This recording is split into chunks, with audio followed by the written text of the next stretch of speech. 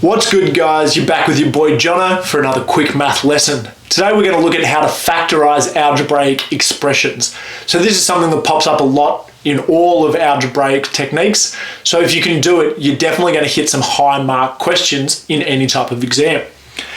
Just before we get into the factorization, we're going to look at how we expanded just from the last couple of videos. So if you're not 100% sure how to expand, please go and check those out.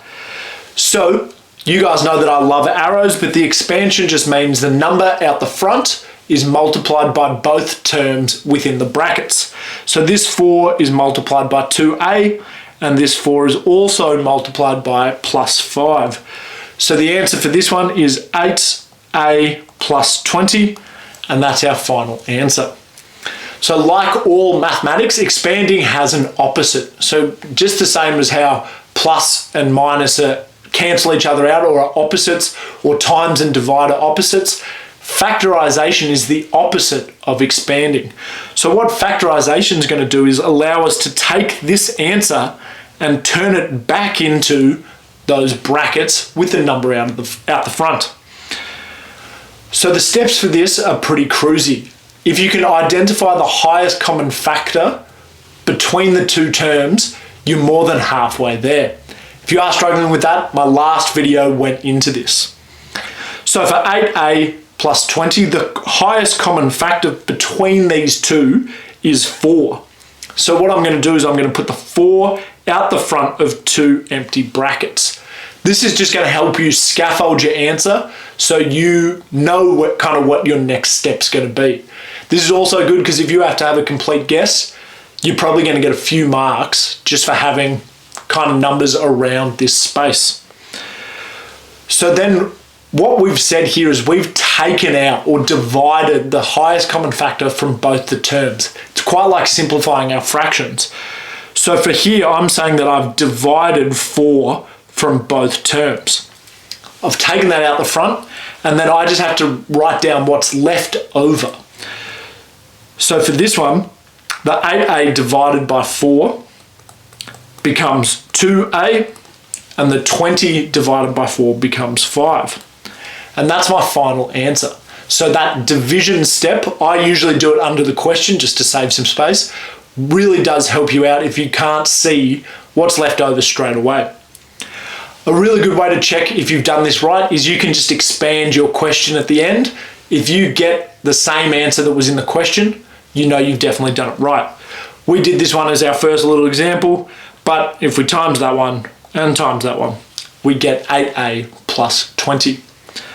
So we're going to have a look at a couple more examples that kind of get into a little bit of harder stuff, but that principle remains the same the whole time. So for this one, we've got 15x minus 24.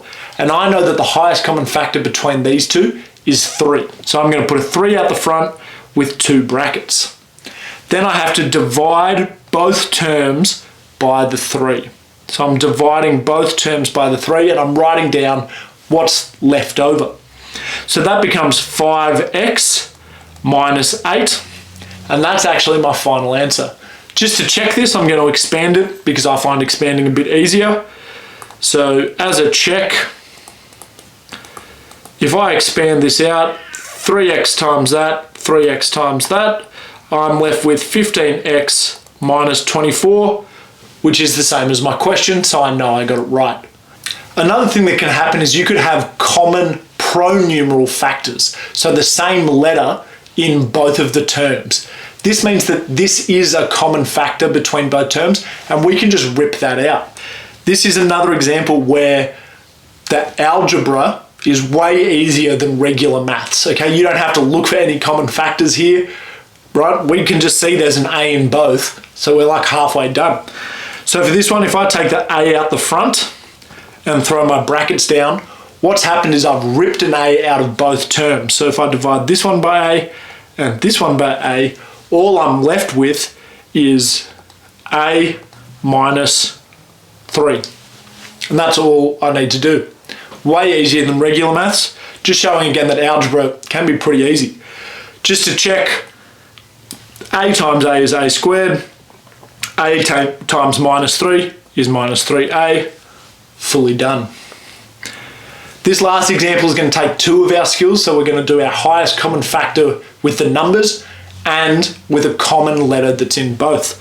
So for this one, the highest common factor between 9 and 27 is actually 9.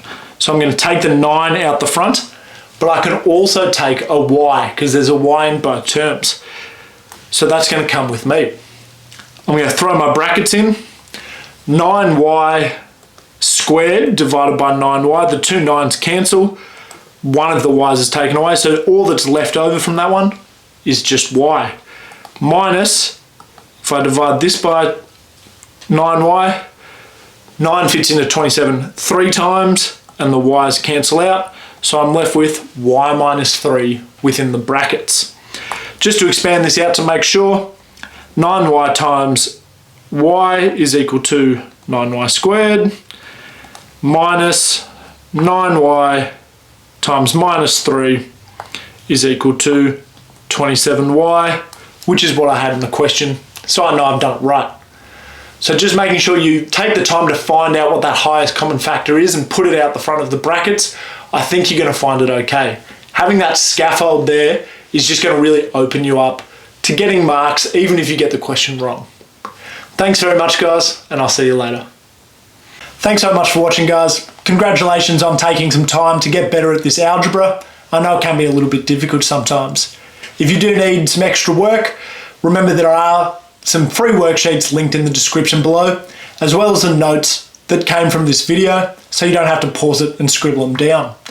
If you do get a second, please like and subscribe to the channel because there'll be new maths videos coming out every couple of days. Thanks so much. Have a good one.